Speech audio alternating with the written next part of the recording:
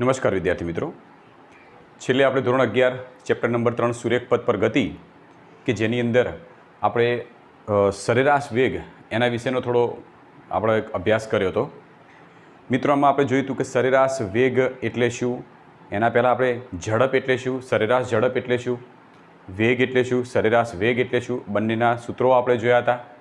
ત્યારબાદ આપણે એ પણ જોયું હતું કે ઝડપનું જે સૂત્ર બનાવ્યું હતું એ ઝડપનું સૂત્ર આ રીતે હતું કે સરેરાશ ઝડપ બરાબર કપાયેલ કુલ અંતર ભાગ્યા સમયગાળો, એટલે કે કુલ અંતર એટલે કે પથ લંબાઈ ભાગ્યા સમયગાળો, અને પથ લંબાઈ હંમેશા ધન હોવાથી સરેરાશ ઝડપ કેવી મળશે?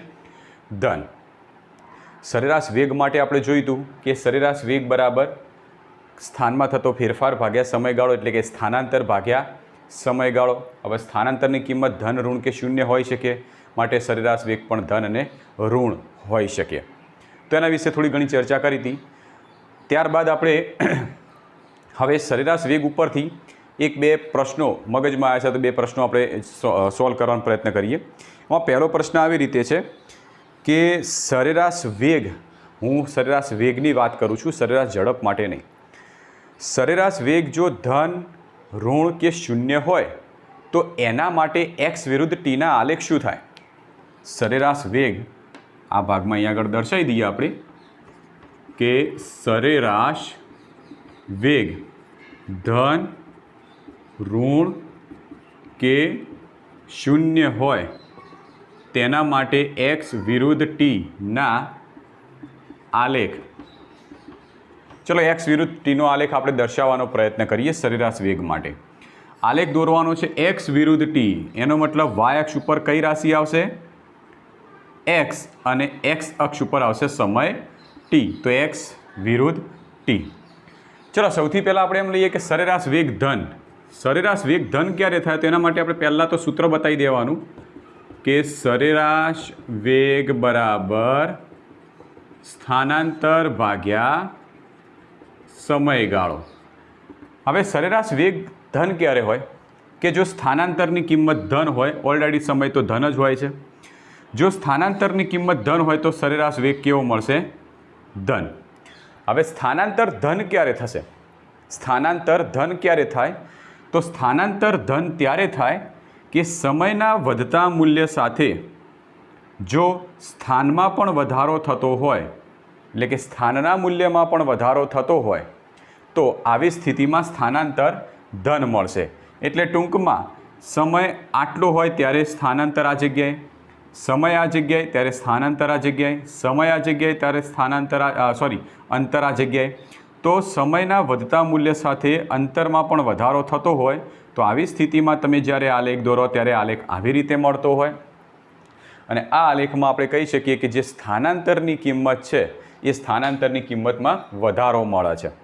સ્થાનાંતરની કિંમતમાં વધારો મળતો હોય તો સ્થાનાંતર ધન મળશે. સ્થાનાંતર ધન મળશે માટે સરેરાશ વેગનો આલેખ મળશે નિયમિત રીતે, એકદમ સીધી રેખામાં નિયમિત રીતે સુરેખ આલેખ તમને મળશે.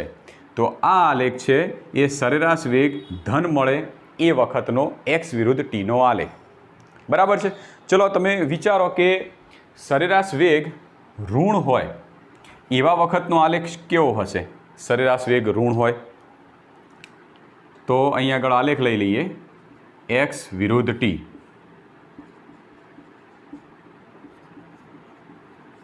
ક્લિયર? ચલો, સ્થાનાંતર ઋણ ક્યારે થશે? સ્થાનાંતર ઋણ ક્યારે થાય? સ્થાનાંતરની કિંમત ઋણ. તો ચલો, આવી રીતે હોય ત્યારે કે સ્થાનાંતર એટલે x2 - x1 ભાગ્યા સમયગાળો એટલે t2 - t1. હવે ખબર છે કે t1 એ t2 કરતાં પહેલાંનો સમય, એટલે કે t2 કરતાં t1ની કિંમત વધારે છે. ધારો કે t1 બરાબર 1 સેકન્ડ સમયે સ્થાનાંતર x1 બરાબર લઈ લઈએ 2 મીટર. સમય t2 બરાબર 2 સેકન્ડ સમયે સ્થાનાંતર x2 બરાબર લઈ લઈએ 1 મીટર. બરાબર? તો પહેલાં સમય t1 બરાબર 1 સેકન્ડ હતો, એ વખતે સ્થાનાંતર 2 મીટર મળ્યું. હવે સમય t2 બરાબર 2 સેકન્ડ છે ત્યારે સ્થાનાંતર 1 મીટર મળ્યું. આ સ્થિતિને ધ્યાનમાં રાખીને આ મૂલ્ય મેળવવાનો પ્રયત્ન કરીએ. x2ની કિંમત 1 ઓછા x1 2 ભાગ્યા t2 એટલે 2 ઓછા 1. તો ઉપરનો જવાબ આવ્યો -1 અપોન છેદમાં આવ્યો 1, તો જવાબ મળશે -1. તો સરેરાશ વેગ ઋણ ક્યારે થયો? કે જ્યારે અંતિમ સ્થાન એ પ્રારંભિક સ્થાન કરતાં ઓછું હોય. અંતિમ સ્થાન પ્રારંભિક સ્થાન કરતાં ઓછુંનું ઉદાહરણ શું લઈ શકીએ? ધારો કે સુરેખ રસ્તો છે, આ જગ્યાએ 0 છે, કોઈ વાહન આ જગ્યા ઉપર છે 50 મીટર અંતરે. હવે આ વાહન આ દિશામાં ગતિ કરે છે, આ જગ્યાએ છે એ વખતે સમય t1 બરાબર આપણે 1 સેકન્ડ લઈ લઈએ. હવે આ વાહન આ દિશામાં ગતિ કરતું આ જગ્યાએ આટલે પહોંચે છે, એટલે કે ધારો કે 40 મીટર અંતરે પહોંચે છે, એ વખતે સમય t2 ધારો કે 5 સેકન્ડ લાગે છે. તો પહેલાં t1 વખતે અંતર હતું 50 મીટર, t2 વખતે અંતર થઈ ગયું 40 મીટર, એટલે અંતરમાં ઘટાડો થયો. તો પહેલું સ્થાન x1 50 મીટર, બીજું સ્થાન x2 40 મીટર. તો પ્રારંભિક સ્થાન અને અંતિમ સ્થાન, તો અંતિમ સ્થાન જો ઓછું હોય પ્રારંભિક કરતાં તો સ્થાનાંતરની કિંમત ઋણ મળશે. અને ઓછું હોય એનો મતલબ શું કે અહીંથી શરૂઆત કરે છે અને આવી દિશામાં આવે તો ઘટતું એનું અંતરનું મૂલ્ય શૂન્યની નજીકમાં આવશે. તો શરૂઆતમાં એનું મૂલ્ય વધારે છે, હવે કોન્સ્ટન્ટ અંતરનું મૂલ્ય ઘટે છે. તો ધારો કે શરૂઆતમાં અંતર વધારે છે અને કોન્સ્ટન્ટ ઘટતું એટલે રિવર્સમાં આવે છે એમ કહી શકાય. પણ સમય તો વધારે ને વધારે પસાર થઈ જાય છે. તો સમય તો 1 second 2 second 3 second 4 second 5 second સમય તો વધી જ જાય છે. તો સમયના વધવા સાથે અંતરમાં ઘટાડો થતો હોય તો આવી રીતનો, એટલે કે આમ નીચે તરફનો આલેખ મળશે. તો આ આલેખ છે એ સ્થાનાંતર ઋણ હોય એવી સ્થિતિ દરમિયાનનો આલેખ છે. બરાબર. હવે સ્થાનાંતર ઋણ હોય તો સ્વાભાવિક છે કે સરેરાશ વેગ પણ ઋણ થવાનો છે. તો સરેરાશ વેગનો જે આલેખ છે એ આવી રીતનો મળશે. ક્યારે? કે જ્યારે સરેરાશ વેગ ઋણ હોય ત્યારે. તો આજનું તમારું હોમવર્ક, સરેરાશ વેગ 0 હોય એવું દર્શાવતો આલેખ તમે મને બતાવજો. સરેરાશ વેગ 0 હોય એવું દર્શાવતો આલેખ x વિરુદ્ધ tનો એ આલેખ તમારે દર્શાવવાનો રહેશે. ક્લિયર? તો એ પ્રશ્ન આજનું તમારા હોમવર્કમાં પ્રશ્ન આપણે લઈશું. હવે એના પછી એક નવા મુદ્દા તરફ આગળ વધીએ. સરેરાશ વેગમાં જ છે કે શું ક્યારે સરેરાશ વેગ અને સરેરાશ ઝડપ સમાન હોઈ શકે? સરેરાશ વેગ અને સરેરાશ ઝડપ સમાન હોઈ શકે? ચલો એ દર્શાવતો આપણે અહીં આગળ એક ઉદાહરણ લઈએ. કે ધારો કે આ જગ્યાએ O બિંદુ 0 છે, અહીંથી આગળ વધીએ તો 20 metre 40 metre 60 metre 80 metre 100 metre 120 metre. તો આ બધા મીટરના અંતરો છે. એટલે કે કાર છે સુરેખ રસ્તા ઉપર ગતિ કરે છે. આ કાર છે પહેલાં O બિંદુથી જાય છે P બિંદુ પાસે અને P બિંદુથી પાછી આવે છે Q બિંદુ પાસે. તો ચલો પ્રશ્ન પૂછું કે કાર જ્યારે O થી P સુધી જાય ત્યારે સરેરાશ વેગ અને સરેરાશ ઝડપ કેટલા? તો સૌથી પહેલું આપણે શોધીએ સરેરાશ ઝડપ. તો O થી P દરમિયાન લઈએ સરેરાશ ઝડપ.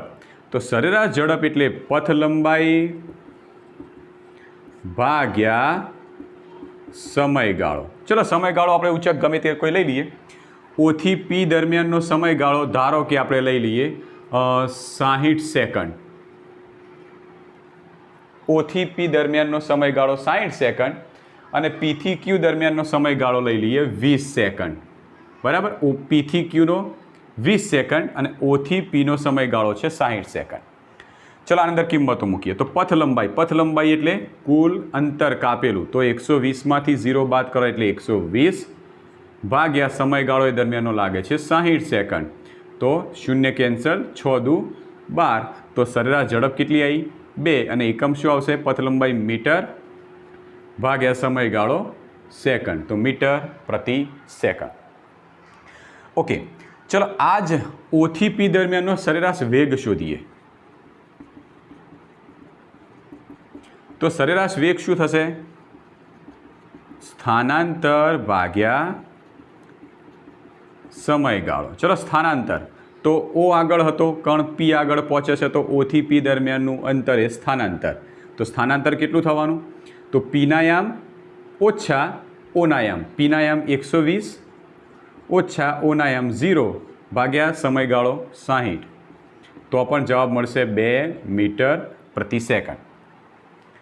તો તમે એટલું તો સમજી ગયા કે જો પથ લંબાઈ અને સ્થાનાંતર, પથ લંબાઈ 120, સ્થાનાંતર 120, જો પથ લંબાઈ અને સ્થાનાંતર સમાન હોય તો આવી સ્થિતિમાં સરેરાશ ઝડપ અને સરેરાશ વેગ સમાન થાય. પણ માની લઈએ કે કાર જે છે એ ઓથી પી તરફ ગયા પછી ક્યુ તરફ આવે છે, તો ક્યુ સુધી આવે છે, તો ઓથી ક્યુ દરમિયાન સરેરાશ ઝડપ અને સરેરાશ વેગ કેટલો હોય છે એ આપણે મેળવીએ. ઓથી ક્યુ દરમિયાનની સરેરાશ ઝડપ અને સરેરાશ વેગ મેળવીએ. તો ઓક્યુ માટે, ચલો ઓક્યુ માટે પહેલાં લઈએ સરેરાશ ઝડપ. તો સરેરાશ ઝડપ બરાબર, સૂત્ર તો જાણીએ છીએ,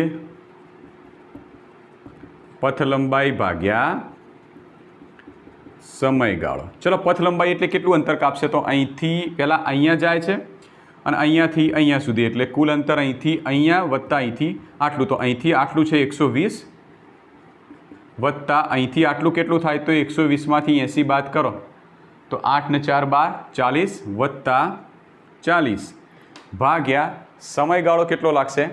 તો અહીંથી આટલો 60, 60 વત્તા આટલેથી આટલો 20.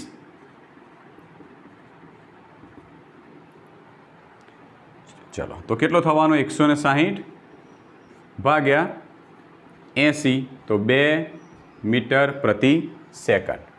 ક્લિયર? ચલો હવે લઈએ સરેરાશ વેગ. સરેરાશ વેગ કેટલો મળશે? તો એના માટેનું સૂત્ર છે સ્થાનાંતર ભાગ્યા સમયગાળો. સ્થાનાંતર એટલે કે પ્રારંભિક બિંદુ અને અંતિમ બિંદુ બંને વચ્ચેનું અંતર. તો અંતિમ બિંદુ ક્યુ બિંદુ જે 80 મીટરે છે, તો અંતિમ બિંદુના યામ 80 મીટર, પ્રારંભ બિંદુના યામ 0 મીટર. તો સ્થાનાંતર 80 ઓછા 0 ભાગ્યા સમયગાળો અહીંથી આટલા સુધીનો તો 60, 60 વત્તા અહીંથી આટલા સુધીનો 20, એટલે કે 80 સેકન્ડ. 80 કેન્સલ એટલે 1 મીટર પ્રતિ સેકન્ડ. તો જો આ સ્થિતિમાં સરેરાશ વેગ અને સરેરાશ ઝડપ બંને બદલાઈ ગયા. તો સરેરાશ વેગ અને સરેરાશ ઝડપ બદલાઈ ક્યારે જશે? કે જ્યારે અંતિમ બિંદુ, તમે અંતિમ બિંદુ ઉપર ફોકસ કરજો કે આ અંતિમ બિંદુ જે છે એ સીધી રેખામાં આવવાને બદલે જો પાછું કોઈક અલગ રસ્તા ઉપર જતું રહે તો તમારો સરેરાશ વેગ અને સરેરાશ ઝડપ બદલાઈ જાય છે. તો આપણે આ મુદ્દો સમજી શકીએ. ત્યારબાદ એક નવો પ્રશ્ન લઈએ આપણે, તત્કાલીન વેગ સમજાવો. તત્કાલીન અથવા તેનું બીજું નામ છે તાત્ક્ષણિક. તત્કાલીન વેગ સમજાવો અથવા તેનું બીજું નામ છે તાત્ક્ષણિક. એના માટે એક આલેખની રીત છે, આપણે કાઢી નાખીએ છીએ, થોડી ઓકવર્ડ પડશે.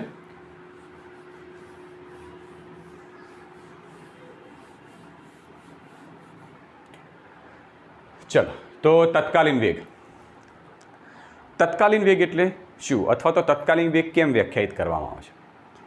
તો અત્યાર સુધી સરેરાશ વેગમાં તમે જ્યારે એના આલેખ જોયા તો સરેરાશ વેગમાં આલેખ તમે જોશો તો બધા જ નિયમિત, એટલે ક્યાં તો વધતા ક્રમના, ક્યાં તો ઘટતા ક્રમમાં, ક્યાં તો સમાંતર, પણ આ બધા જ આલેખ એક નિયમિત આલેખ મળતા હતા.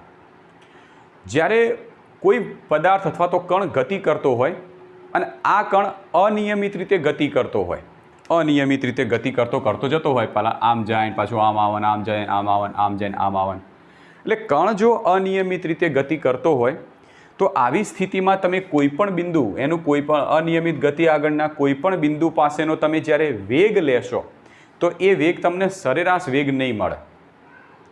તમે જ્યારે કોઈ કણ અનિયમિત રીતે ગતિ કરતો હોય આવી સ્થિતિમાં તમે કોઈપણ બિંદુ પાસેનો વેગ લેશો તો એ વેગ તમને સરેરાશ વેગ નહીં હોય, પણ એ તમારે વેગ લેવો પડશે તત્કાલીન વેગ. હવે તત્કાલીન વેગ અને સરેરાશ વેગમાં શું તફાવત છે?